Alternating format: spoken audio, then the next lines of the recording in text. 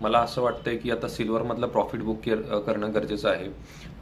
काही त्याचे रिझन्स आहेत. कारण वन वे रॅली सिल्वरमध्ये होत चालली आहे आणि ती खूपच वन वे, म्हणजे हे कोणत्याही मार्केटसाठी चांगलं नसतं वन वे असं रॅली वर जाणं.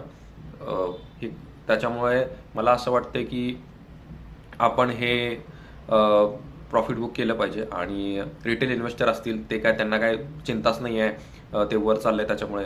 जेव्हा अशी कंडिशन तयार होते, जेव्हा रिटेल इन्व्हेस्टर इन्व्हेस्ट करायला स्टार्ट करतात कोणत्याही स्टॉक्समध्ये किंवा कोणत्याही मार्केटमध्ये, तेव्हा आपण त्यातनं एक्झिट घेतली पाहिजे. हे वॉरन बफेटचं वाक्य आहे.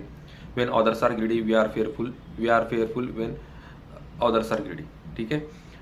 हे मला तुम्हाला सांगायचं होतं. आणि कोणत्याही मार्केटचा टॉप आणि बॉटम कोणीच पकडू शकत नाही. आणि सिल्वर हे एक कम्युनिटी ॲसेट आहे आणि हे कम्युनिटीसाठी चांगलं नाही आहे की वन साईड रॅली येणं.